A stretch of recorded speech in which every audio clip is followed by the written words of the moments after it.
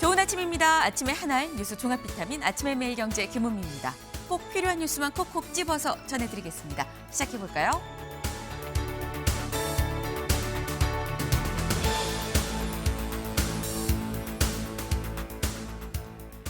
네, 매일경제 일면입니다. 에이펙 전 최후의 담판, 관세 협상 일괄 타결을 시도하려고 합니다. 라고 얘기하면서 어제 이 김용범 정책실장과 김정관 산업통상부 장관 미국으로 향했습니다. 그리고 밤사이 이미 벌써 미국에 도착하자마자 러트닉 장관과 지금 벌써 협상을 끝냈다라는 거죠. 대략 한 2시간 정도 진행이 됐다라고 하는데 그럼 대체 얘기가 어떻게 흐른 것이냐, 잘 된 건가 궁금하죠. 러트닉을 만나고 나온 이 김용범 정책실장 뭐라고 얘기했느냐, 일부 진전이 있었습니다라고 얘기했습니다. 다만 끝날 때까진 끝난 게 아니다라고 얘기를 또 했어요. 사실 우리나라의 관건은 3,500억 달러 대미 투자액 중에 현금 비중을 얼마나 낮출 수 있을 것이냐, 그리고 이 장기로 최한 10년 정도 장기 분할 납부가 가능할 것이냐 여부인 건데 일부 진전이라는 게 대체 얼만큼의 진전을 말하는 건지 알 수가 없다라는 거죠. 근데 분명한 건 다음 기사를 좀 볼까요? 동아일보입니다. 김용범 대미 투자 쟁점 남은 상태에선 MOU 서명 안 할 겁니다. 라고 얘기를 협상 전에 이미 했었다라는 겁니다. 러트닉을 만나기 전에 한 얘기가 이거라는 건데 이 얘기인즉슨 부분 합의는 없을 겁니다. 라는 얘기가 되는 거겠죠. 그런데 김용범 이 정책실장 만나고 난 뒤에 일부 진전이 있습니다라는 얘기에 이은 이 조금 전 대통령실에 이런 알림 공지가 왔습니다. 뭐라고 왔느냐? 관세 협상이 아직 진행 중입니다. 때문에 보도에 좀 신중해 주세요. 라는 알림 문자가 같이 왔다라는 거죠. 다시 말해서 진전이란 말에 섣부르게 너무 기대하면 안 된다라는 얘기에 좀 돌려서 얘기한 게 아닌가라는 생각이 좀 들어요. 어느 정도의 진전인지 김 실장이 말을 아끼고 있는 만큼 아직은 예단하면 안 되겠다라는 생각도 좀 같이 해봅니다. 다음 기사 볼까요? 한국일보입니다. 북 트럼프 방한 일주일 앞 존재감 과시 도발을 한 것 같다. 어제 저희 방송 중에 제가 조금 전 들어온 소식입니다. 북한이 동해상으로 지금 단거리 탄도미사일을 쐈다고 해요. 몇 발을 쐈는지 재원 들어오는 대로 소식 들어온 대로 알려드리겠습니다. 라고 말씀을 드렸었는데 바로 이 북한의 도발은 뭘 겨냥한 거냐. 에이펙을 앞두고 우리 여기 있어요. 라는 존재감 과시인 것 같다라는 거죠. 여기에 더해서 트럼프 대통령 쪽에서는 지금 계속 얘기를 하는 게 경주 가는 김에 한번 봤으면 하는 뉘앙스를 좀 계속 풍기고 있죠. 근데 여기에 대해서 이렇게 단거리 탄도미사일을 쐈다는 얘기, 핵 인정 안 하면 안 만날 건데 라는 화답인 거 아니겠느냐라는 전망도 같이 좀 나오고 있습니다. 트럼프 2기가 되면서 경제도 안보도 여러모로 좀 불확실성이 좀 더해지는 것 같다라는 생각이 드네요. 다음 기사 볼까요? 서울신문입니다. 위성락 극비 방일. 이 다카이치의 메시지. 네, 지금 어제 다카이치 일본 총리가 취임했습니다라는 소식을 전해드렸었는데 바로 위성락 안보실장 이미 벌써 일본에 가 있었습니다. 축하 인사와 함께 한일 정상회담을 지금 조율하고 있는 걸로 알려졌는데 일본 총리 선출에 이 정도 고위급 인사가 직접 일본에 간 건 또 이례적이네요. 다음 기사 볼까요? 세계일보입니다. 캄보디아 조직에 지인 넘긴 20대 징역 10년형이 선고가 됐습니다. 네, 지금 연일 캄보디아 이슈가 좀 계속 나오고 있죠. 근데 지금 후에 나오는 얘기들이 알고 보니까 한국인들이 한국에서 자신의 지인을 캄보디아로 팔아넘긴, 보낸 이런 사례가 왕왕 있더라라는 게 지금 뒤늦게 하나둘 나오고 있습니다. 근데 이미 지인직이 발생을 해서 잡혀서 기소가 돼서 재판까지 간 이 20대 이 1심에서 징역 10년이 나왔다는 거죠. 그치, 중한 범죄니까 10년 나올 수 있지 생각할 수 있습니다만 검찰의 구형은 9년이었었는데 검찰의 구형보다도 더 센 10년형이 나왔다라는 겁니다. 그만큼 굉장히 중하고 큰 사안이다라는 얘기가 되는 거겠죠.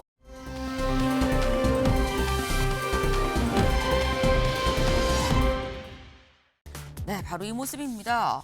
바다에 황량한 바다에 좀 이렇게 뭐 기구라고 해야 될까요? 구조물이라고 좀 얘기를 해야 될 것 같습니다. 이게 뭐냐? 서해상에 중국이 만든 구조물입니다. 그래서 처음에 이게 생겼을 때부터 저거 뭐예요? 이거 뭔지 얘기해야 되는 거 아닙니까? 라는 논란이 있었죠. 그런데 그때 중국에서 뭐라고 했냐면 민간에서 양식하려고 그냥 만든 거예요. 라고 얘기를 했었는데 지금 보시는 것처럼 그냥 만든 구조물이 아닌데 사람이 이렇게 있다라는 겁니다. 심지어 여기 보면 상시로 드나드는 것처럼 보트도 이렇게 있더라라는 거예요. 보트도 있고 잠수도 이 잠수함 옷을 이 잠수 옷을 입은 이 사람들도 보이고 이불을 널어놓은 것 같은 이런 모습까지도 같이 보인다라는 거. 근데 지금 중국은 계속 이거 민간 거라 어쩔 수 없는데요. 이 얘기인즉슨 철거하지 않겠다는 거죠. 문제는 중국이 남중국해를 이런 식으로 야금야금 자기 영토라고 주장을 하고 있는 상황인데 이번에 우리 서해도 이러는 거 아니야? 라는 생각이 들 수밖에 없는 상황입니다. 이거 확실하게 맞대응할 필요가 좀 있어 보이네요.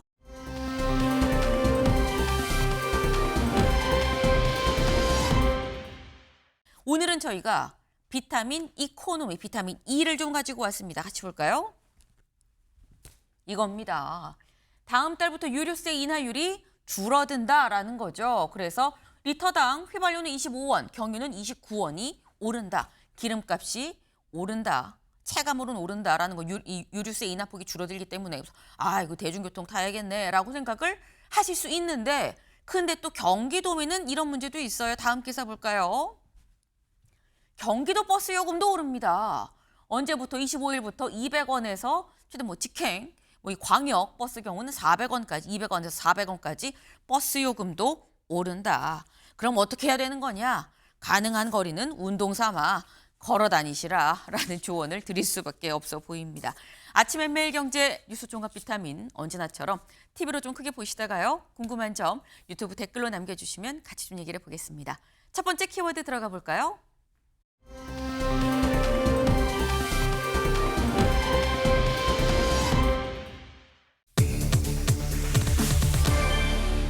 첫 공개 사과입니다. 기사 같이 보시죠.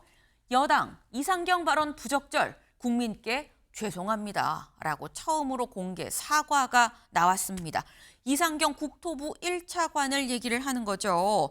지금 돈 모았다가 집값 떨어지면 그때 좀 사세요라는 취지의 발언을 해서 굉장히 좀 논란이 됐었죠. 그런데 이 국토부 1차관의 발언에 대해서 여당이 처음으로 공개 사과에 나섰는데 누가 사과했는지 직접 들어보시죠. 최근 이상경 국토부 1차관의 부적절한 발언으로 국민 여러분께 심려를 끼쳐드린 점 당의 최고위원이자 국토위원으로서 국민 여러분께 진심으로 죄송하다는 말씀 먼저 드립니다. 공직자는 특히 국토부 차관 같은 고위공직자는 한마디 한마디가 국민 신뢰와 직결된다는 사실을 잊지 말아야 합니다.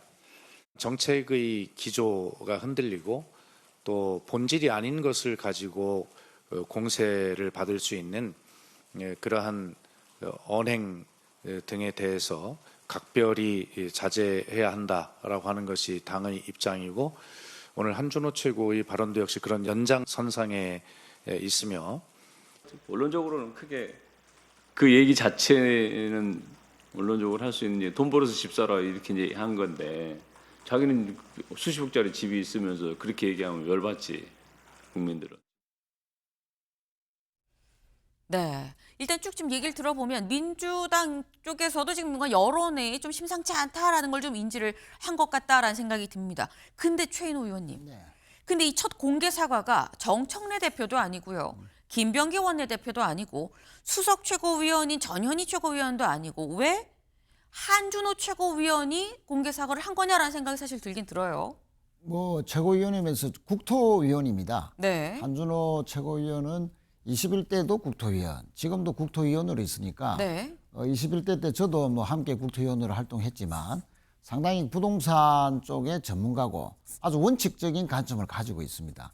특히 그 지역구가 이번에는 토지거래 허가제와는 무관한 지역구를 두고 있죠. 네. 아마 그것이 이제 반영이 되어서 아무래도 이제 대표, 원내대표 또 수석 최고위는 다 서울의 지역구다 보니까 네. 비교적 객관적인 입장에서 말하지 않을 수 있다. 그런 차원에서 좀 더 진솔하게 이상경 차관에 대해서 입장을 발표하고 또 부동산 문제에 대해서 입장을 발표하는 것으로서는 한준호 최고위원이 그런 측면에서 가장 적격이 아니냐 하는 측면에서 이제 발언을 하고 대표적으로 사과를 한 것 같고요. 이상경 차관에 대한 당의 사과는 비단 뭐 돈 모아서 집 사라 그 발언도 문제지만 물론 전후 맥락을 쭉 살펴보면 토지거래 허가제로 인해서 불편한 분들에게 또 사과도 하면서 양해를 구하면서 네. 앞으로 집값이 확실하게 안정될 테니까 그때까지 좀 기다려달라 하는 그런 선의의 분명히 주장도 있습니다. 그 대목만 보면 분명히 문제가 되겠죠. 그것뿐만 아니고 이제 더 문제가 된 것이 본인의 문제. 작년에 집을 살 때도 사실 전세를 끼고 갭 투자를 했고요.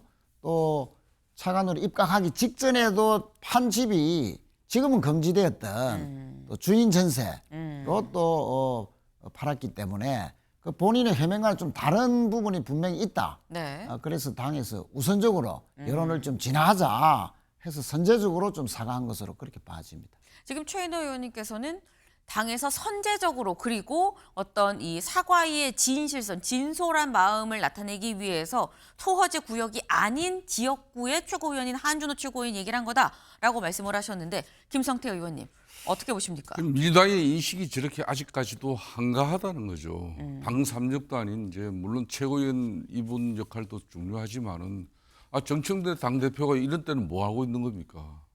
그리고 김병기 원내대표로서 또 이런 때 원내대책 회의를 통해 가지고 앞으로 이런 고강수의 부동산 대책의 주무 차관이었던 이상경 차관이 적절치 못한 발언 부분에 대해서 제대로 된 대국민 사과 이런 사람들이 해야 그나마 책임 있는 자세라고 이렇게 보여지는 건데 저는 민주당의 이 대처 방식이 아직까지도 아니하구나 이렇게 생각해요.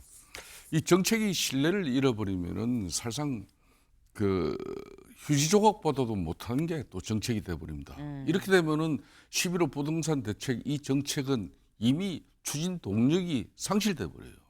그만큼 엄청난 데미지를 이재명 대통령 국정 운영에 데미지를 입혀버렸죠. 앞에 최인호 의원께서도 이야기를 했습니다만 이상경 국토부 1차관 이 사람은 뭐 이재명 대통령 입장에서는 도시계획 전문가고 조경 전문가로 이렇게 발탁 인사로서 이렇게 국토교통부 차관을 앉혀놨지만은 국토교통부에서 주택정책이라든지 도시정책을 해본 공직자 출신도 아니에요. 전형적인 낙한사인 사람 아닙니까? 이런 사람이 또 한마디로 자신은 그냥 갭 투자라든지 또 대출 이런 행식으로 해가지고 전형적인 부동산 투기 세력의 어떤 그런 한 사람으로 인식돼도 과언이 아닌 이런 사람을 앉혀가지고 이런 대형 사고를 쳤단 말입니다.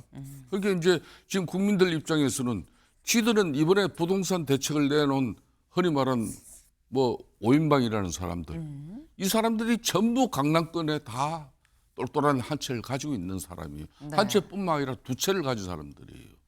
그런 사람들을 이렇게 앉혀가지고 갭 투자하지 말라. 당신들 더 이상 대출 받아서 집 사지 마라. 기다려라. 저는 그런 측면에서 이게 과거에 이제 굶주림에 허덕이는 그런 프랑스 그 민중에게 빵 대신 케이크를 먹으면 되는 거 아니냐. 그런 마리 앙뚜아네트. 마리 앙뚜아네트의 그런 네. 미천하고 천박한 인식하고 뭐가 다르냐고. 그러니까 이런 사람은 하루빨리 이재명 대통령이 경질해야 됩니다. 잘라야 된다는 거죠. 네. 굉장히 또 세게 말씀을 하셨어요. 이게 지금 이 발언 하나로 이재명 대통령의 15 이 부동산 대책이 완전히 지금 동력을 상실한 거 아니냐. 이거 잘라야 됩니다. 라고까지 지금 말씀을 하셨는데 사실 이상경 이 국토부 1차관 지금 이게 논란이 되고 난 다음에 어제 사실 공개 일정도 다 취소하고 지금 조용히 공개 일정을 전혀 소화하지 않고 있는 그런 상태입니다. 지금 뭔가 은인자중하면서 조용히 좀 반성하는 뭐 이런 모습을 지금 보이고 있다라고 봐야 될 것 같은데 근데 이 상황이 김성태 의원님 예. 아까 막 잘라야 됩니다라고 말씀을 굉장히 또 세게 하셨는데 또 이렇게 이 나름 이 공개 일정을 안 나가고 하는 건 자숙하는 이런 태도를 보이는 거긴 하거든요. 좀 잠잠해지. 여론이 잠잠해지고 깔아앉길 바라는 거죠. 네. 사과를 하면 본인이 사과를 해야지 왜 당의 최고위원 한 사람이 국토교통위원이라고 해서 네. 한준호 의원이 왜 나섭니까? 그만큼 이 사태를 안이하게 보는 건데 저는 오늘 정도는 이제 본인이 어제 뭐 좀 공개 일정도 하지 않고 네. 심사숙고했다 그러면은 오늘 정도 더 이상 국정 운영에 또 11호 부동산 대책에 네. 이게 추진 동력을 상실케 한 그런 한마디로 원흉 책임으로서 자기는 국토부 1차관직을 사퇴하겠습니다. 이렇게 사퇴서를 대통령실 용산 대통령실에 던져주는 게 고위공직자의 도리예요. 네. 씻을 수 없는 실수예요, 이거는. 아, 씻을 수 없는 실수다라고 지금 말씀을 하셨어요. 아니 생각해 보십시오. 서울 전역과 또 경기 12곳을 묶어서 토지 허가제를 갖다가 이렇게 초고강도 규제를 통해 가지고 네. 선의에 선량한 그런 서민들의 피해도 엄청 많은데 이 토제하면서 서울 20여 개 구청, 서울시, 경기도 하나의 기초자치단체하고 상의 한 번 없이 이렇게 결정을 내는 사람 이 당사자예요. 지금 굉장히 세게 말씀을 하셨는데 최인호 의원님, 네. 지금 이상경 국토부 차관 오늘이면은 사의 표명을 용산에 했었어야 된다라고 말씀하셨는데 또 한편으로 생각을 하면 사의 표명을 할 사안이었으면 정청래 대표가 강하게 얘기하지 않았을까라는 생각도 살짝 들고요. 글쎄요, 뭐 사의 표명까지 갈런지는 뭐 좀 더 두고 봐야 되겠고요. 오늘 김성태 의원님께서 상당히 화가 많이 나셨는데 네. 우선 이제 본인의 부적절한 그 발언, 집 모아서 집 사라. 그 말의 전후, 저도 그 1시간 넘는 그 대담을 그냥 40-50분 들었고요. 네. 그 문제되는 대목은 전후에서 여러 번 들었는데 그 전후의 전체 맥락을 보면 아까 말씀드렸듯이 토지거래 허가제의 다시 그 확대로 인해서 좀 불편하시거나 당장에 집을 사시는데 좀 어려움이 있는 시민들께는 양해를 분명히 구했고요. 그러나 지금 앞으로 11호 대책뿐만 아니고 있을 공급이라든지 필요하면 또 세제, 네. 대책까지 포함하면 분명히 집값을 안정시킬 수 있다 하는 확신과 또 안심을 주는 그런 발언을 했습니다. 그래서 그런 발언에 대해서 이 차관이 한 번 더 국민들께 진솔하게 또 아주 구체적인 설명을 쉽게 전달할 필요가 있겠고요. 또 한 가지는 지금 논란이 되고 있는 본인의 문제, 내노란불. 네. 이 지적이 이게 정서적으로 더 큰 사실은 타격을 주고 있는 건 아닙니까? 그래서 부동산 정책을 위반하는 실무 핵심의 그 차관으로서 이 문제에 대해서는 본인의 아주 그 구체적인 해명과 함께 또 만약에 모자라는 부분이 있다면 필요하면은 진솔한 사과까지도 포함해서 오늘을 넘기지 말고 네. 본인의 입장이 발표돼야 된다. 그리고 시민들이 납득할 만한 그런 해명과 설명이 뒤따라야 될 것이다 하는 점을 말씀드립니다. 본인의 해명 필요하다면 사과가 늦어도 오늘 중에는 나와야 된다. 사퇴까지는 모르겠지만 일단 최소한 그 정도는 해야 된다라고 말씀을 하셨어요. 근데 지금 일단 대외 일정을 안 하고 뭔가 자숙하는 태도로 좀 조용히 있는 중인 건데 오늘은 사실 이런 보도가 추가로 나왔습니다. 뭐가 나왔느냐 같이 볼까요? 집 안 팔려서 전세 끼고 산 거라고 얘기를 했었던 이상경 국토부 1차관 보니까 예금이 29억이 있었다라는 거예요. 여기 밑줄을 좀 같이 보겠습니다. 이 차관은 지난 6월 고위공직자 재산신고에서 배우자 명의의 예금 24억 8천여만 원, 본인 명의의 3억 5천여만 원 등 예금만 28억 9천여만 원을 신고를 했다라는 거죠. 근데 분명 입주 시기가 안 맞아서 그래서 지금 돈이 없는 상태에서 가려고 했는데 안 돼서 전세를 끼고 뭐 그렇게 한 거였었다라고 이랬는데 산 금액을 그때 봤을 때 14억 정도, 14억 몇천 정도를 전세를 끼고요. 본인 돈 18억 정도를 넣어서 갔었는데 지금 보면 본인 이 예금 자체가 29억입니다. 그럼 최인호 의원님, 현금이 있는데도 전세 끼고 산 거 아니야? 갭 투자 아니야? 라는 취지인 거거든요. 이거 갭 투자입니까? 아닙니까? 갭 투자일 가능성이 높아 보입니다. 네. 예, 현금이 28억이나 있었고요. 네. 전세를 하면 또 이자까지 내야 되는데 굳이 이자까지 내면서 본인의 현금으로 주면 사면 되는데 그렇게 손해 볼 이유가 없죠. 그런 측면에서 분명히 갭 투자일 가능성이 있다라고 봐지고 그래서 저런 측면에서 특히 부동산의 주무 차관 아니겠습니까? 또 앞으로 그렇지 말라 하는 그런 가정 메시지를 전달하는 메신저 역할을 해야 될 분이 저런 의혹과 또 공세를 받고 있다, 지적을 네. 받고 있다는 측면에서는 상당히 좀 곤혹스러울 수밖에 없습니다. 여권 전체가. 또 정부 내각도 또 마찬가지인데 또 당시 매매 건수가 24건이어서 거래가 활발했던 시기다. 집이 안 팔렸던 시기다라는 것도 해명도 좀 석연찮고요. 그런 측면에서 이상경 차관을 포함해서 모든 고위공직자들, 특히 부동산과 관계 있는 정부 관계자들이나 공공기관의 기관장이라든지 또 국회의원들 여야 가릴 것 없이 사실은 뭐 여당이 지금 곤혹스럽습니다만 야당 국회의원도 지역구에는 전세 살고 자기 본인의 집은 정작 강남이나 아주 주요 지역에 있는 야당 국회의원도 많거든요. 여당 국회의원들도 많고. 그래서 이런 전 공직자들이 좀 경각심을 가지고 지금 11호 대책에 공감한다면 그에 맞는 수준으로 본인들이 앞서서 선제적으로 조치를 취해야 된다. 문재인 정부 때도 사실 그걸 권고를 받았습니다. 뭐 저는 뭐 해운대 집 팔고 지역구 그대로 뒀거든요. 두 채인데. 네. 집이 두 채인 분들은 정말로 솔선수범하는 자세를 보여야 되고 선제적으로 뭘 할 때 국민들이 따라가는 건 아니겠어요? 그러니까 고위공직자들의 그런 책임 있는 자세가 또 조치가 필요하다라는 것을 거듭 강조 좀 드리고 앞으로 이재명 정부에서는 제발 좀 내노란불 때문에 네. 정책 자체가 흔들리고 동력을 또 상실하는 그런 경우가 있어서는 절대 안 되겠다. 그렇게 봅니다. 네. 솔선수범이 좀 필요하다. 그런데 일단 여당이 곤혹스러운 건 맞긴 맞지만 또 여당만 이런 것이냐. 야당도 지역구 말고 다른 데에도 뭐 집 있고 이런 사람들 있던데 여야 따질 일이 아니라 그냥 국회 차원에서 고위공직자 차원에서 다 같이 좀 솔선수범을 하는 게 필요하다라고 말씀을 하셨어요. 근데 확실히 좀 뭔가 여건이 좀 아까 곤혹스럽다라는 표현을 하셨는데 곤혹스러운 것 같다라는 생각이 드는 게 매일경제기사 좀 같이 볼까요? 부동산 내로남불 논란에 이어 집 지을 수 있는 모든 땅 공급 검토합니다. 라는 얘기가 지금 나오고 있다는 거죠. 여기 볼까요? 문 원내 운영수석은 집을 지을 수 있는 모든 땅은 다 검토 대상입니다. 신도시를 조성해서 주택을 공급하는 형식은 어느 정도 좀 한계에 와 있기 때문에 도심 내 유휴용지를 찾아서 공급하는 게 이재명 정부의 주택 공급의 하나의 축입니다. 라고 얘기를 했습니다. 그러니까 최대한 좀 공급을 어떻게든 좀 늘려보겠습니다. 라는 거예요. 근데 이런 얘기들이 나오니까 오늘 한겨레가 뭐라고 기사를 썼느냐. 국토차관의 망발, 불 끄기 바쁜 여당이다. 라는 겁니다. 근데 일단은 뭔가 좀 불을 끄고 뭔가 이 민심이 약간 성나 있는 거에 대해선 불을 좀 끄고 그리고 뭐 공급을 좀 많이 하겠습니다라고 얘기를 하긴 했는데 김성태 의원님. 예. 근데 문제는 집이라는 게 공급이 전에 김현미 전 국토부 장관이 그랬었죠. 집이 뭐 빵 만드듯이 뭐 이제 구워서 찍어내면 되는 겁니까? 라고 얘기를 했었는데 이렇게 뭐 만들어내서 내년에 나오고 한 달 뒤에 나오고 이런 게 아니거든요. 짓고 부지정하고 짓고 요 기간 동안은 그럼 어떻게 해라는 얘기가 나와요.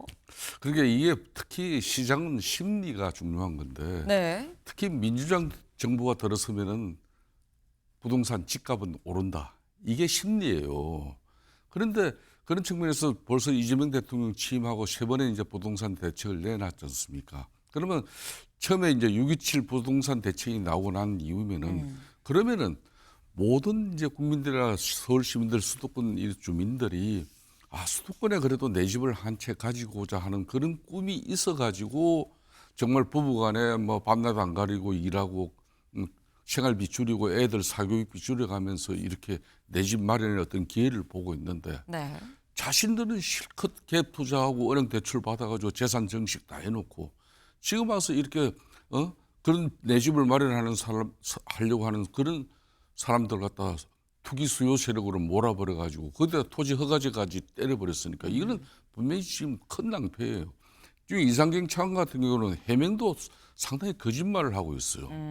이 사람이 또 하나의 큰 의혹은 2025년 올해 이제 6월달에 판교의 수정구의 그 판교밸리 호반 서밋이라는 그 아파트에 기존에 살고 있었는데 그게 2017년 6월달에 이 사람이 6억 5천 주고 그 집을 샀어요. 네. 그래서 살고 있었어요. 한 8년 동안. 근데 이 사람이 이재명 대통령 당선된 지 언제입니까? 6월 3일 아닙니까? 이 사람이 이제 지난 대선 캠프에서 역할을 했어요. 그래서 본인이 뭔가 차관 아니면 장관 들어갈 것이라는 그걸 이미 뭐 냄새를 맡고 있었던 것 같아요. 그래서 1가구 2주택을 피해가려고 이 집을 그럼 제대로 팔든지 네. 어떤 짓을 했냐 하면은 쉽게 말하면 주전세를 한 거야. 자기가 살고 있는 집을 갖다 주인전세. 매도를 하면서 자기는 그대로 눌러 앉아 사는 거 아니겠습니까? 이런 전형적인 한마디로 이 투기 세력들을 하는 방식 딱 그대로 해가지고 비과세 혜택 빼고 또 양도소득세 내지 않고 네. 이런 혜택 다 보는 전문가란 말이에요. 이런 전문 투기꾼과 다름이 없는 이런 사람을 차관시켜서 이 문제가 냈는데 이번에 6.27 대책에서 계속 집값이 이렇게 오르면은 가장 빠르게 움직여야 될 국토교통부에서 1차관이 그러면 지난번 6.27 대책에서 135만 호를 공급하겠다 그러면 수도권 서울 어디에 어떤 재개발 재건축 규제를 풀어서 또 빈 땅을 찾아서 이렇게 주택을 이렇게 공급을 하겠다. 수요자들에게 그걸 애청하고 기다릴 수 있는 그런 정책이 돼야 되는데 그렇지 않잖아요. 그렇기 때문에 지금 와가지고 이제 제대로 된 공급 대책 위주로 네. 그러니까 이 제대로 된 공급 대책도 노무현 문재인 민주당 이 정권에서는 계속 임대주택 공급이야.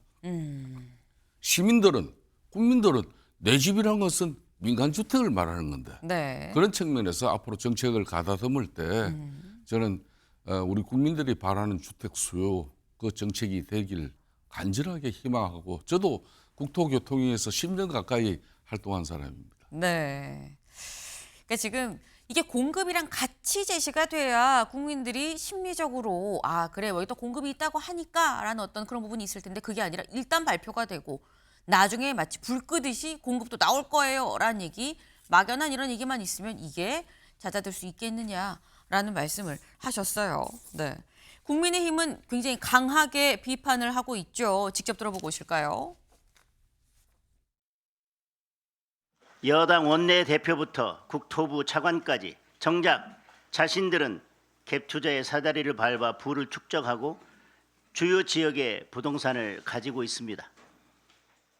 지금 제 뒤에 백드롭에 쓰여 있는 것처럼 국민에게 나는 되고 너는 안 된다며 윽박지르고 있는 것입니다.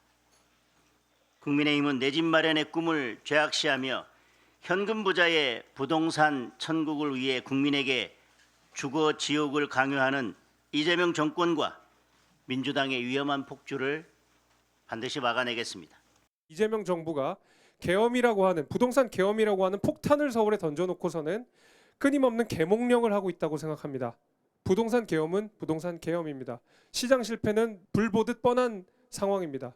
지금이라도 바꿔야 합니다.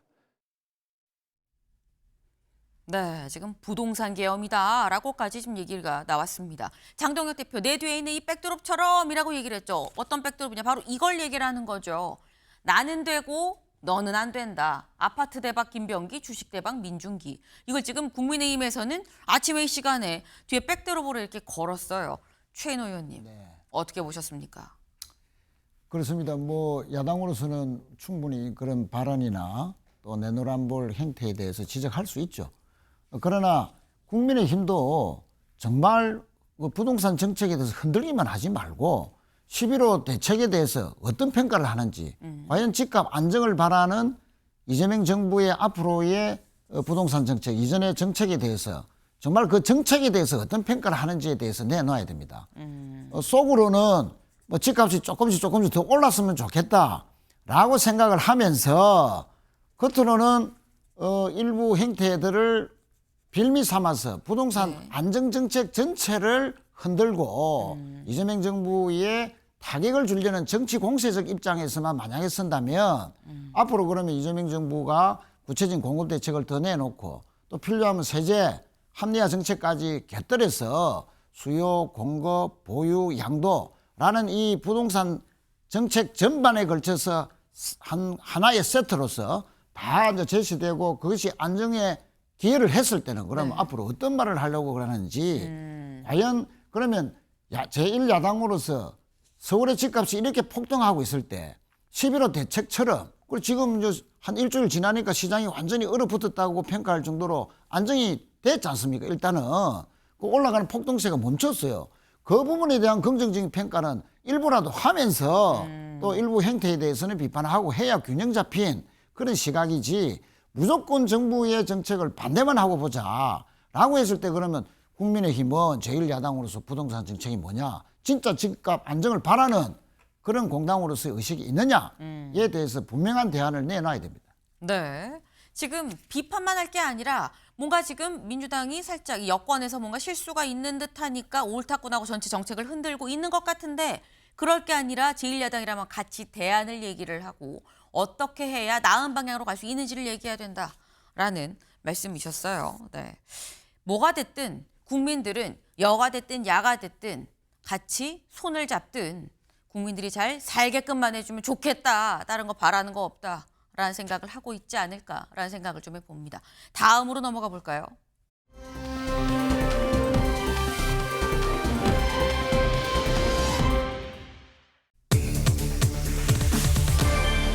사용감 있었다. 무슨 얘기냐? 기사 같이 보겠습니다. 특검 김건희 그라프 목걸이 샤넬 가방 확보했습니다. 라고 어제 직접 밝혔습니다. 얘기 잠깐 같이 들어보고 오실까요? 피고인 건진법사 전성배 측으로부터 시가 6,220만 원 상당의 그라프 목걸이 1개를 비롯하여 샤넬 구두 1개 및 샤넬 가방 3개를 이미 제출받아 이를 압수하였습니다. 피고인 김건희와 피고인 전성배는 수수 및 전달 사실을 부인하여 왔으나 피고인 전성배가 본인의 공판에서 세계평화통일가족연합 측으로부터 금품을 받아 이를 피고인 김건희 측에게 전달하였고 이후 해당 물건 및 교환품을 돌려받았다는 취지의 의견서를 법원에 제출하였습니다.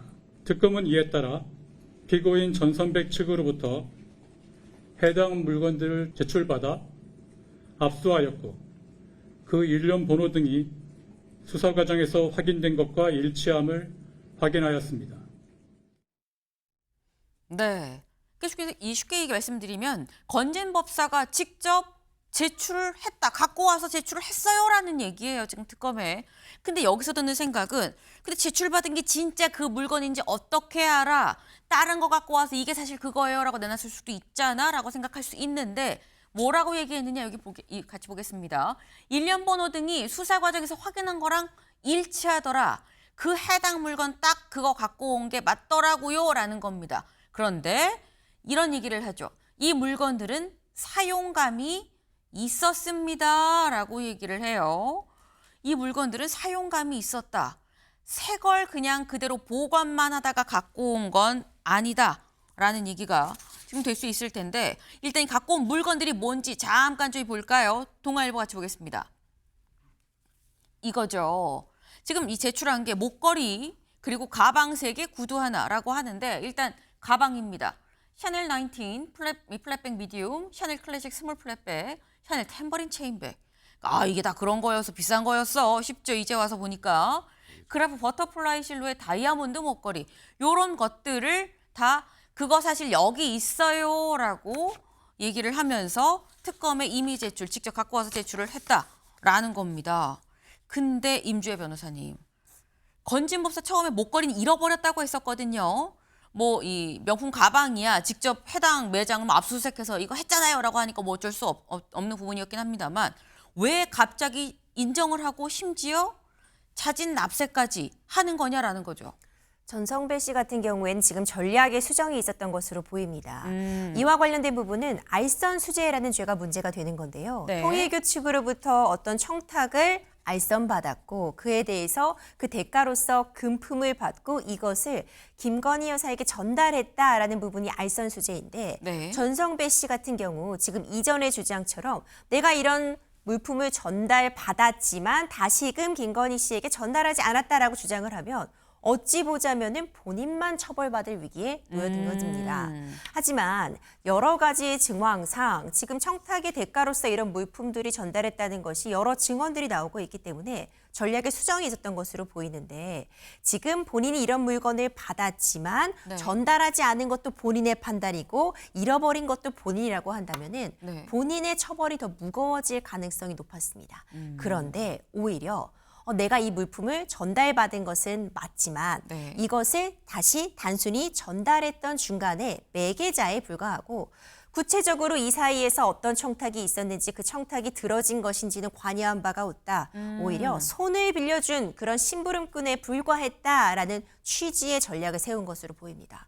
심부름꾼에 불과했다면 본인의 판단에 따라 이 청탁의 대가로 받은 물건을 전달하지 않는다거나 하는 것이 오히려 더 큰 문제겠죠.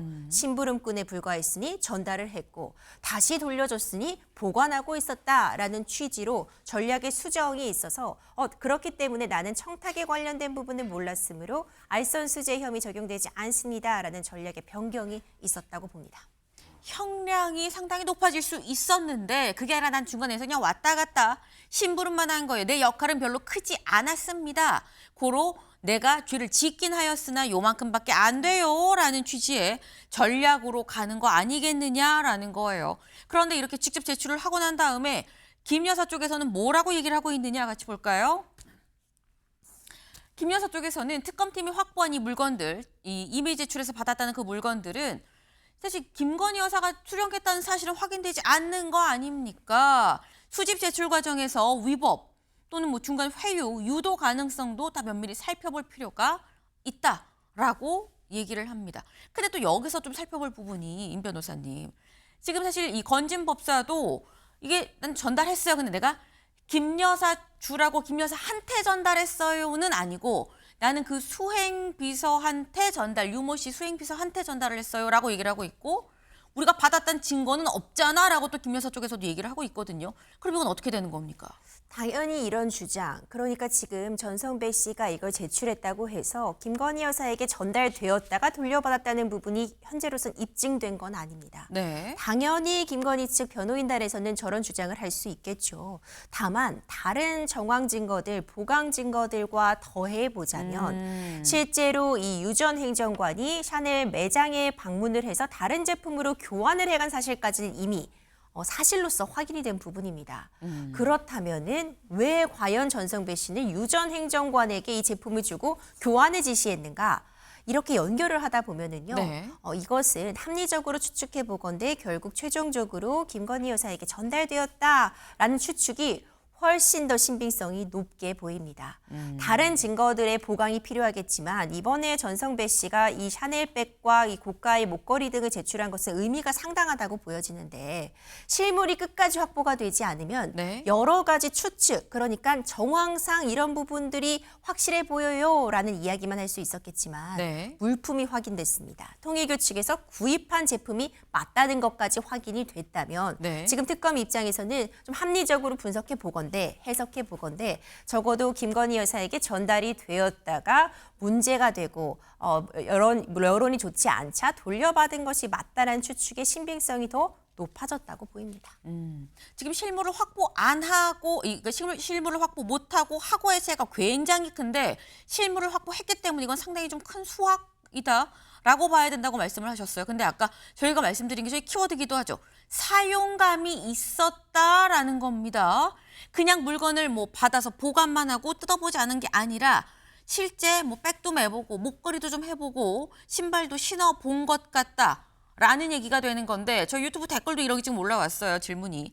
사용감이 있었다고 한다면 이거 지문 남아있는 거 아닙니까? 누가 썼는지 알 수 있는 거 아니에요. 김 여사면 김 여사가 맞다는 증거 안 돼요. 라는 취지인 것 같아요. 그렇죠. 굉장히 예리한 댓글이라고 보여지는데 네. 그럼에도 불구하고 이미 여러 사람 손을 탔을 겁니다.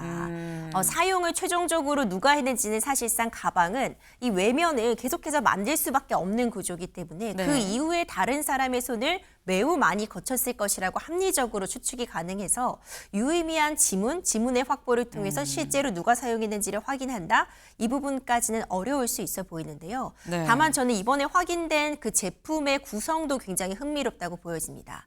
다 다른 색상이었고 다 다른 모양이었습니다. 그리고 그 당시에 굉장히 유행하는 제품이었다라는 부분까지도 확인이 되는데 네. 그것이 왜 또 의미가 있냐면요. 제품을 교환했는데 실제로 한 사람이 사용하기 위해서 다양한 제품, 다양의 색깔, 다른 어떤 그런 디자인의 가방을 골랐다는 부분까지도 사실 충분히 추측이 가능합니다. 네. 만약 어떤 고가의 제품을 좀 저렴한 제품 여러 개로 나눠서 여러 사람에게 선물하려고 했다. 이런 취지의 주장도 처음엔 했었는데요. 그렇다면은 인기 제품 한 가지로 다른 똑같은 제품으로 교환했을 가능성도 있는데 지금 나와 있는 이 제품의 구성을 보자면은 어떤 다양한 제품을 갖기 위해서 교환한 네. 것이 아니냐라는 추측까지도 가능해 보입니다. 굉장히 예리한 말씀이에요. 지금 저희 이거 사진을 좀 같이 볼까요? 지금 보면 종류가 가방이 지금 3종류인 거죠. 그런데 다 저마다 디자인이 다 다르더라. 디자인도 다르고 색깔도 좀 다르고 이게 지금 그 당시에 유행하는 이게 똑같은 제품 여러 명한테 이 하나 줄 거라고 한다면 똑같은 거 써서 나눠줘도 되는 건데 한 사람이 쓸 거니까 나는 요건 있으니까 이거는 이런 색의 요 모양, 그거는 세 번째는 이런 색의 요 모양 좀 다 다른 걸로 할래요라고 추측할 수도 있다라는 말씀이에요.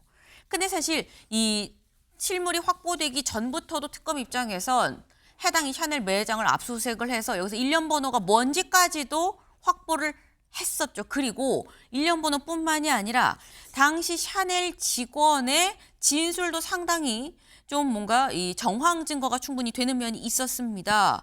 다음 기사를 좀 같이 볼까요? 김건희 비서 목소리 걸걸한 여성과 통화하면서 가방을 교환했어요 라고 얘기를 했다라는 거죠. 어제 재판에 샤넬 이 매장 직원이 직접 증인으로 나와서 뭐라고 얘기를 했느냐 이렇게 얘기했다라는 겁니다. A씨는 이 직원이 얘기하기를 응대 시간도 길었고요. 그 유모 행정관이 통화하는 걸 보니까 응대 시간도 길었고 일반적인 상황이 아니라고 생각했습니다. 통화 상대방이 상급자처럼 보였고 선택권도 상대방한테 있었습니다. 그리고 목소리가 좀 걸걸한 느낌이었다. 40대, 50대 여성 목소리였다라고 얘기를 하면서 듣자마자 김 여사 같다라고 추측을 했다. 당시에 뭐 녹취가 논란이 되고 이랬던 상황이다 보니까 그 목소리를 듣고 김 여사 같다라고 이 직원은 생각을 했다라는 건데 근데 임 변호사님 이건 역시 목소리를 직접 들은 그 해당 직원이 이거 내가 이 알고 있는 김건희 여사 목소리 같은데라고 생각을 했다고 해도 그게 김 여사랑 통화한 거다라고 또 단정적으로 직접 증거가 되는 거냐라는 생각도 들거든요. 그렇습니다. 저 내용은 직접 증거가 될 수는 없습니다. 유의미한 증언임은 분명합니다. 네. 이 샤넬 매장은 굉장히 폐쇄적인 공간입니다. 이 손님과 결국 이 직원이 1대1로 응대를 하는 시스템이기 때문에 일단 이 증언 자체의 신빙성은 높습니다. 네. 하지만 이건 어디까지나 그 응대했던 직원의 추측성 발언이기 때문에 단순히 내가 지금 이 유전 행정관이 누군가 상급자와 통화하는 것과 같은 내용을 또렷이 들었는데 그 목소리가 40, 50대 여성 좀 걸걸한 목소리로 당시 뉴스에서 많이 듣던 김건희 여사 목소리 같았다라는 건 이 내용 자체가 추측입니다. 이것만으로는 이 제품을 실제로 교환하려고 했던 실질적인 당사자가 김건희 여사다라고 단정할 수는 없을 텐데 당연히 특검에서는 앞서 나왔던 다른 증거들 전성배 씨가 지금 김건희 씨 측에 전달했다고 하고 있고 샤넬백을 교환했던 그 매장의 직원 담당자도 유전 행정관이 뭔가 특이했다. 누군가의 지시를 받아 교환하려고 하는 것 같았다라는 진술이 더해지고 네. 그 외에 통일교 측에서는 김건희 씨에게 전달했다고 하고 있고 다른 증거들과 더해질 때는 그 진술의 신빙성이 상당히 높아진다고 볼 수 있고요. 이 증언이 없었던 것과 있었던 것은 상당한 차이를 줄 수는 있어 보입니다. 네. 직접 증거는 되지 않지만 굉장히 의미 있는 유의미한 진술은 맞다. 그리고 이런 진술이 힘 있는 진술이 다른 주변의 또 다른 정황 증거들과 합해질 때 그 위력은 더 커질 수 있다라는 취지의 말씀이셨어요. 일단 실물이 확보가 된 만큼 김건희 특검의 수사가 좀 더 탄력을 받겠다라는 생각을 좀 해봅니다.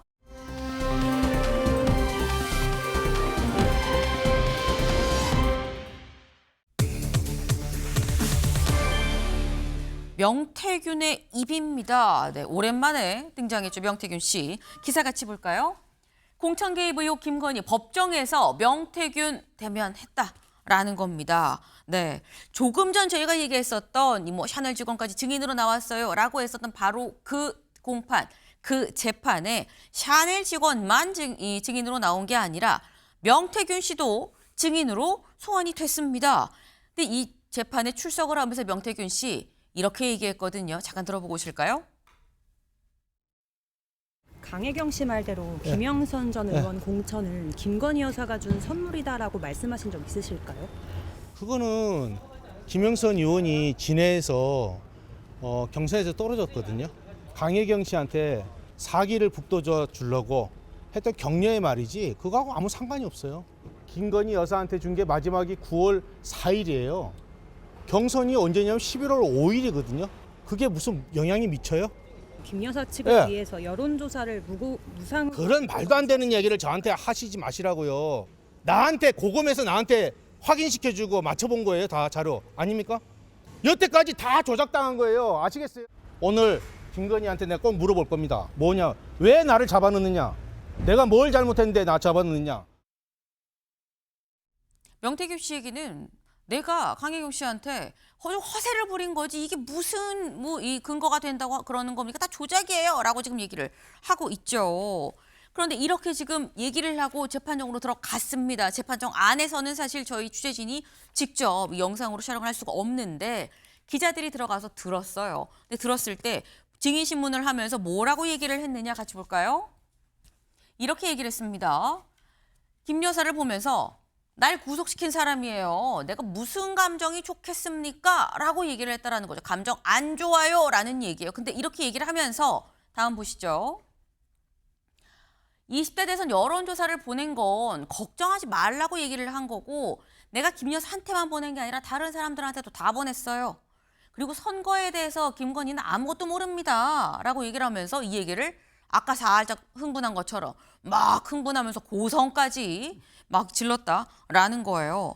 근데 지금 이 얘기를 보면 최인호 의원님, 내가 김건희 여사를 감싸줄 이유는 없는데 근데 진짜 김건희는 아무것도 몰라. 이런 취지로 얘기를 하는 것 같거든요. 그런데 김건희 전 여사는 명태균 씨 보고 선생님 하면서 네. 여러 가지로 자문을 구했고 특히 선거와 관련해서 그 정황 증거들이나 녹취가 다 많이 공개가 돼 있지 않습니까? 국민들이 다 알고 있는 사실이고 저 오늘도 지금도 나옵니다만 저 카톡 내용을 보면 여러 가지 말들이 나옵니다. 특히 이제 뭐 또 대통령에게 여러 가지 오해가 있는데 용서해달라. 뭐라든지 저에서 나오는 오빠가 이제 대통령 아닙니까? 또 맹승선님께 완전 의지하는 사항. 오빠가 이해 안 가더라고요. 자기가 뭘 안다고. 뭐 이런 식으로 그 대통령을 오히려 좀 낮추면서까지 명태균 씨에게 오해를 풀라라고 하소연조를 하는 저런 그 여사와 일반 개인의 관계에서 저런 용어나 그 말투가 있을 수 있습니까? 그만큼 많이 의존했다는 것이고 그 의존한 것은 정치적으로 자문, 컨설턴트 역할을 분명히 했다는 것이죠. 그리고 김영선 씨 공천과 관련해서도 취임 전날과 취임 당일날 아침 일찍 통화하면서 대통령과 명태균 씨 통화해서 어떻게 합니까? 제발 공천 좀 해달라고 애원하는데 대통령이 당에게 뭐 전화를 했는데 그거 뭐 좀 그렇네 하면서 좀 양해해달라 또 해볼게. 네. 그 공관위원장한테 전화했다는 건 아닙니까? 김영선 공천 좀 해주라 그랬는데 당에서 말이 많네. 누구한테? 윤상현 당시공천관리위원장한테. 그러니까 공관위원장한테 이야기 잘 해볼게 하니까 진짜 평생 잊지 않겠습니다. 이것이 이미 다 증거가 드러난 거예요. 그래서 본인이 지금 뭐 아무리 빠져나가고 또 김건희 전 여사에게 모든 죄를 또 다 뒤집어 씌우려다 해서 본인의 정치자금법 위반이라든지 또 대선의 여론조사까지 혐의를 받는데 그 모든 혐의들을 벗어날 수는 없다. 눈 가리고 앙호하는 변명일 뿐이다. 그렇게 생각합니다.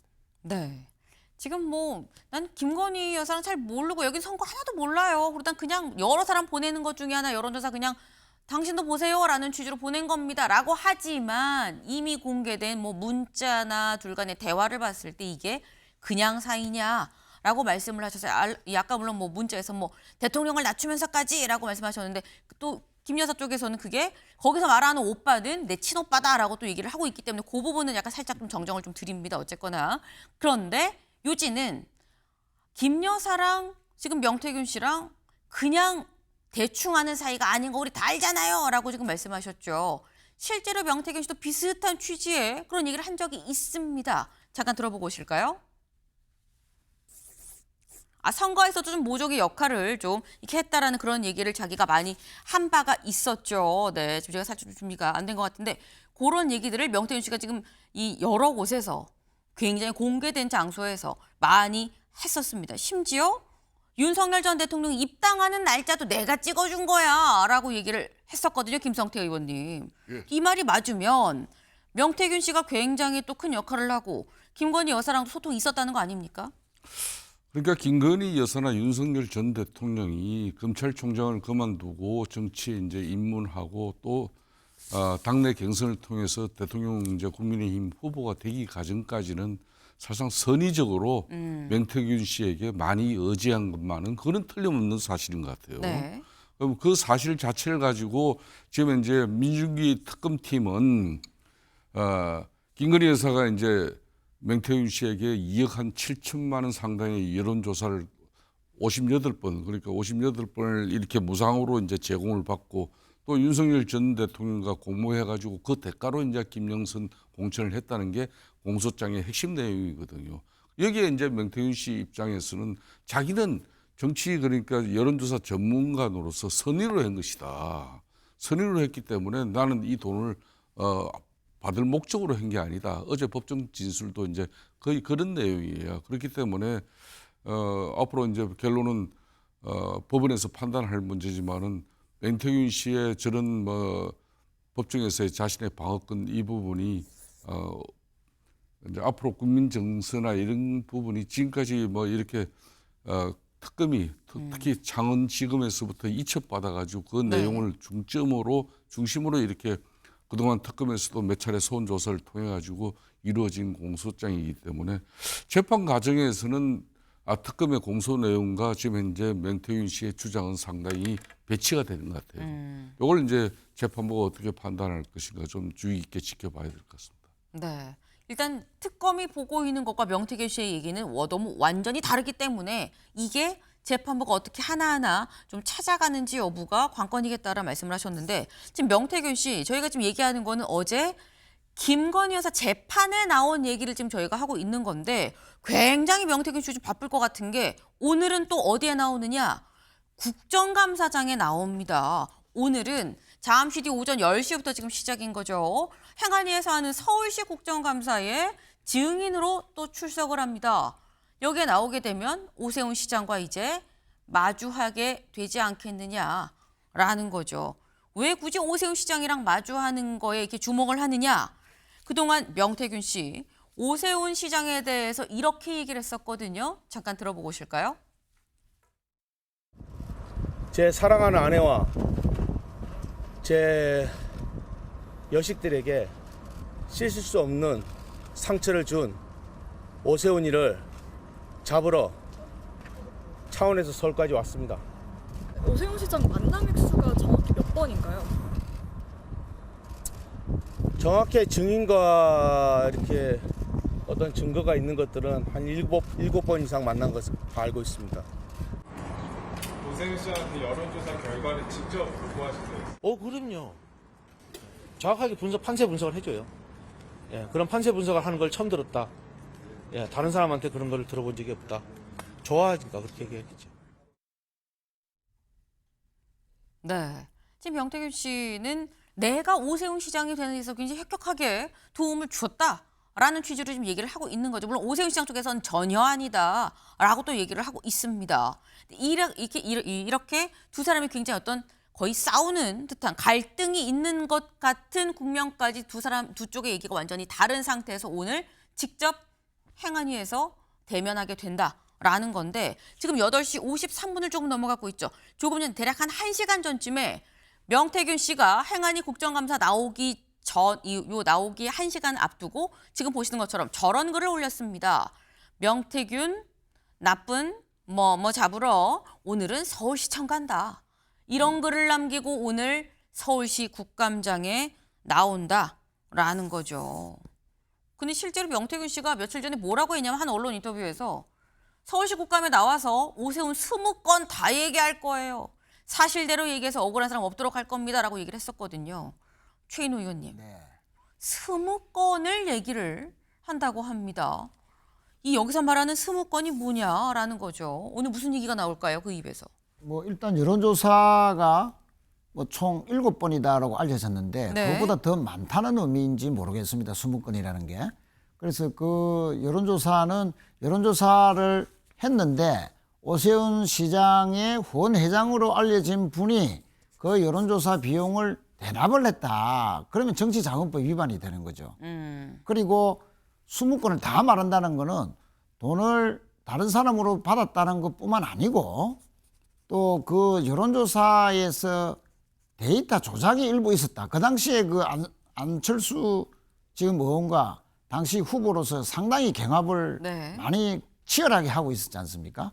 그런 측면에서 일부 의혹은 데이터 조작까지 해서 오세훈 시장에게 결정적으로 유리하게 만들렸던 여론조사 조작 아니었나 하는 그런 의심까지도 하고 있죠. 그런 의혹에 대해서도 오늘 또 말할 수 있을런지도 상당히 기초가 주목되는데 명태균 씨가 저렇게 이제 오세훈 시장 보고 잡으러 간다라고 이제 표현한 것은 당시 이제 명태균 씨에 대해서 처음에 문제가 불거졌을 때 오세훈 시장이 상당히 패마하고 본인으로서는 좀 참기 힘든 여러 가지 인격 모욕감을 느꼈던 취지로 많이 얘기했죠. 느꼈던 그런 그 은행이 있었다. 나는 당했다.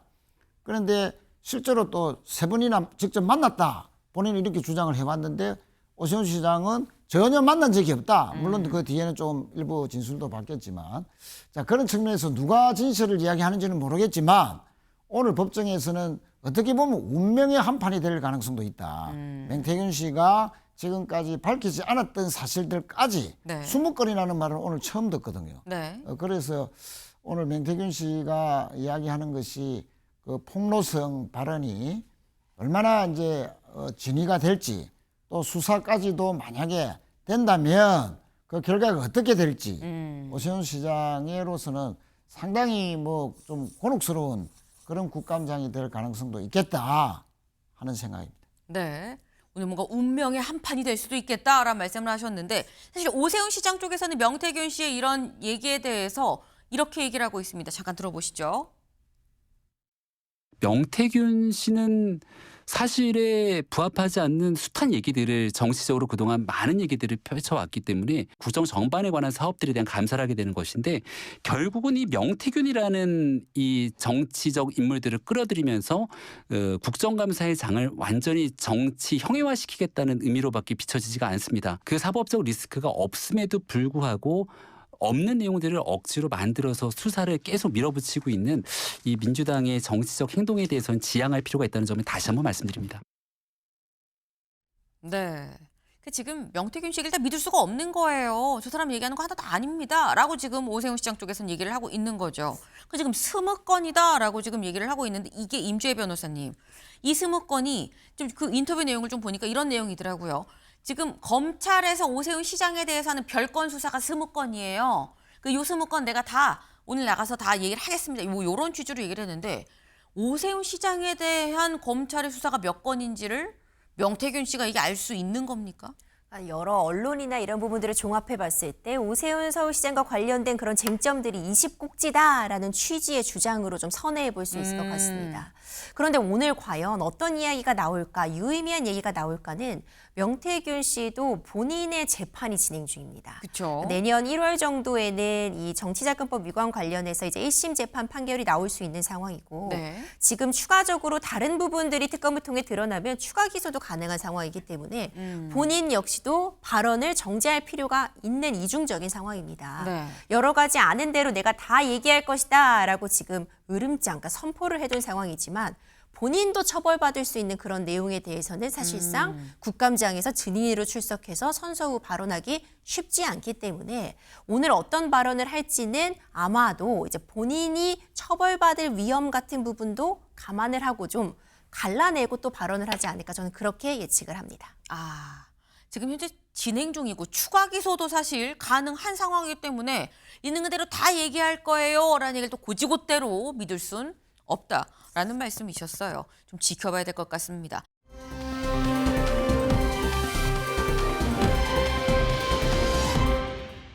사람을 주목해보는 시간, 아침엔 피플입니다. 먼저 첫 번째, 저희 거의 매일같이 단골이세요. 네. 최혁진 의원 나왔습니다. 대체 최혁진 의원이 왜 나왔느냐? 저희 같이 보실까요? 최혁진 의원, 4개월 만에 후원 모금 마감, 더 진심으로 일하겠습니다. 라는 얘기를 자신의 SNS에 직접 자필로 어제 올렸습니다. 그 편지 같이 볼까요? 이런 걸 올렸다는 거죠. 진심으로 감사드립니다. 보내주신 사랑이 가득 찼습니다. 지금 이 의정활동 시작한 지 불과 4개월 만에 후원금 모집이 완료됐습니다. 4개월 만에 꽉 찼어요. 이제 그만 보내주셔도 돼요. 뭐 이런 얘기죠. 그러면서 응원합니다. 힘내세요. 국민 편이 돼주세요. 이런 얘기들에 한마디 한마디가 큰 울림으로 다가와 더 진심으로 일해야겠다는 다짐을 거듭하게 되었습니다. 라고 글을 자필로 써서 올렸습니다. 김성태 의원님. 이런 걸 보면 지금 4개월 만에 후원 금액이 꽉 찼다는 건 또 지지하는 지지자들이 또 굉장히 많다라는 얘기 아닙니까? 대한민국 헌정 역사상 그것도 비례의원으로서 이렇게 이제 또 임기 중에 중간에 이렇게 들어와가지고 네. 그렇게 국회의원 배지 단지 4개월 만에 저렇게 후원금을 꽉 채웠다는 것은 올해 같은 경우는 또 선거가 있었기 때문에 또 이제 3월까지 할 수도 있어요. 그쵸. 물론 조기 대선이 지금 현재 뭐 원래 계획된 그런 선거는 아니지만은 이제 3월까지 할 수 있는 상황인데 얼마 1억 5천을 채운 건지 안 그러면 3월 채운지 그거는 밝히지 않았습니다. 그렇지만은 4개월여 만에 이렇게 저렇게 소액후원금이라는 건 주로 10만 원을 말하는 거거든요. 네. 연말에 이렇게 신고하면은 연초에 이걸 돌려받는 거예요. 저런 소액후원금을 이제 많이 받았다는 것은 자신이 그동안 조요토미 히데요시라든지 또 뭐 그런 또 나경원의 또 뭐 누나 이야기라든지 또 신랑 이야기 그런 부분에 대해서 상당히 국회의 품격과 또 자신은 뭐 국회의원으로 정말 볼상사나운 그런 모습을 국민들에게 다 보여줬지만은 그런 강성지층에 의해서 자기는 지지를 받고 있는 저기에 만족하고 그렇기 때문에 자신은 그 길로 갈 것이다. 이렇게 되면은 네. 결국은 그 종착역은 그 피해자는 민주당이 되고 이재명 대통령의 국정 운영이 국민들로부터 좋은 평판을 받지 못하는 그런 피해를 입을 것이다. 이걸 판단해 줘야지 저 강성지층의 저런 어떤 정말 볼상사나운 의정 활동을 잘해서 준 건 아니라는 걸 본인이 자각해야 되는 거예요. 잘해서 후원을 하고 지지하는 게 아닐 건데 지금 약간 상황을 곡해하는 것 같다라는 말씀이셨는데 최 의원님 어떻게 보십니까?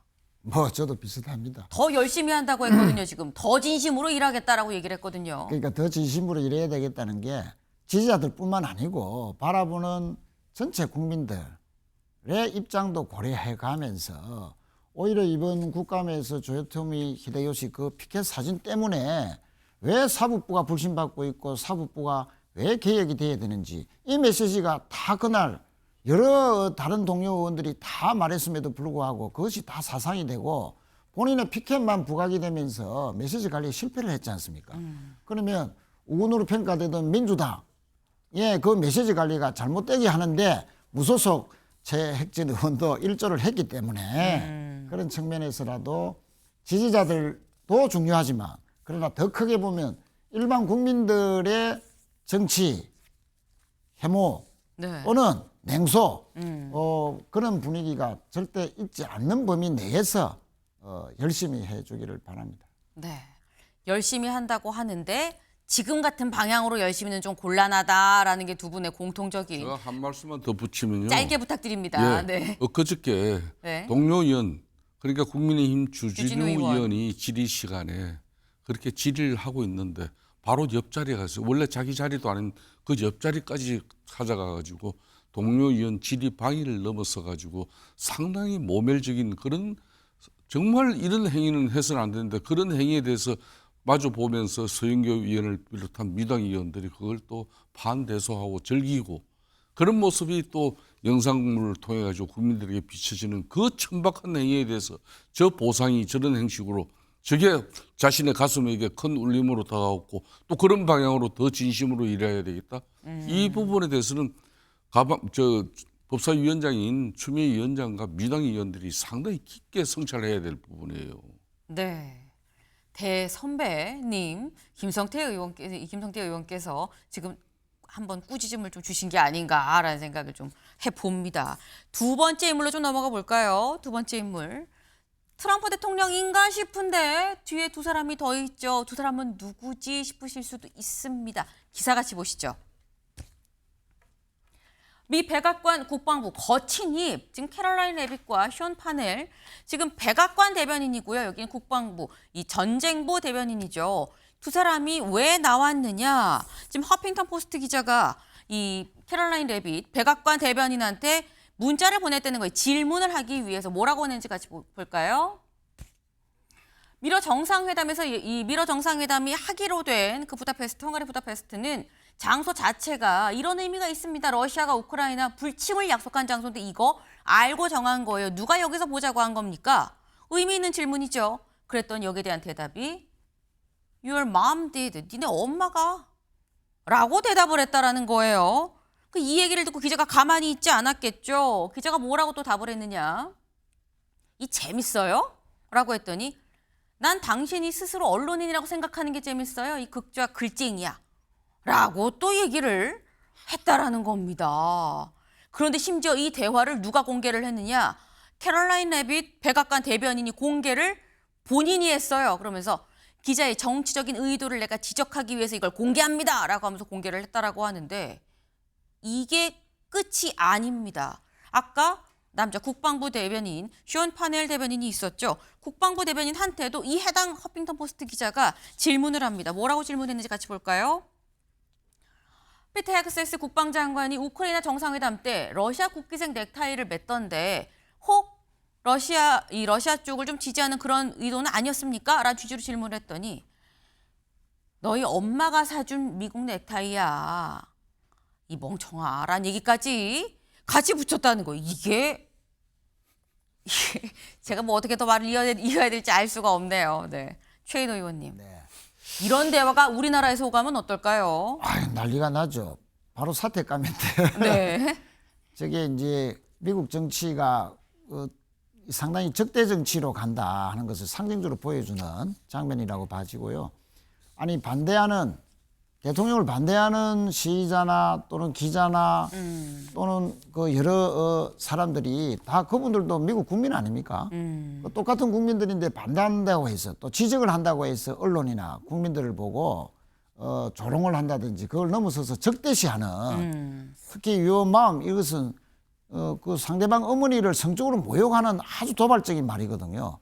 저런 상스러운 말까지 대변인이 쓴다 백악관에 그건 상당히 부적절해 보이고 우리나라에서는 저런 일이 전혀 없었으면 좋겠습니다. 네. 정말 그 미국 정치가 저렇게 상대방을 적대시하면 민주주의도 갉아먹는 거죠. 네. 이런 일이 우리나라에 있지 않았으면 정말 좋겠다라는 말씀하셨는데 마찬가지 생각입니다. 네. 근데 한편으로 드는 생각은 그럼 백악관 대변인과 전쟁부 대변인이 저렇게 수위 높은 막말을 하는 건 뭘 믿고 하는 거겠느냐? 트럼프 대통령을 믿고 한 게 아니겠느냐라는 생각이 또 듭니다. 윗물이 맑아야 아랫물도 맑은 거겠죠. 다음 인물로 좀 가봅니다. 다음 인물, 세 번째 인물 누구에 대해서 얘기하는 거냐? 바로 배우 이혜경 씨입니다. 이혜경 씨 요즘에 폭로가 있었어요. 무슨 폭로냐? 이혜경 씨랑 성적 대화가 있었습니다라는 얘기가 있었는데 이거 AI 장난이었어요 라고 어제 갑자기 이거 그냥 내가 장난친 거예요라는 이 고해성사 고백이 나왔다라는 거죠. 처음에 무슨 얘기가 나왔나 보겠습니다. 네, 지금 이혜경 배우가 성적 대화를 좀 신청하면서 내 사진까지 요구했어요. 무슨 얘기예요? 아닙니다. 근데 회사에 협박을 받았는데 이거 거짓말처럼 들릴 수 있어 내가 증거까지 다 지금 확보를 하고 있습니다. 라고 하더니 마지막에 어제 뭐라고 얘기를 했느냐. 이렇게 얘기했다는 거죠. 악성 루머처럼 퍼뜨리기도 정말 죄송합니다. 이거 재미로 시작한 게 점점 그냥 그렇게 된 것 같아요. 책임질게요. 내가 독일인이어서 문장이 좀 서투른데 이해해 주세요. 라고 얘기를 했다라는데 이게 장난으로 할 일이냐라는 생각이 듭니다. 이 AI가 했던 뭐가 했던 이건 굉장히 큰 형사 처벌로도 이어질 수 있다는 점 다시 한번 말씀을 좀 드립니다. 저희가 준비한 소식 오늘 여기까지입니다. 오늘도 좋은 하루 보내세요.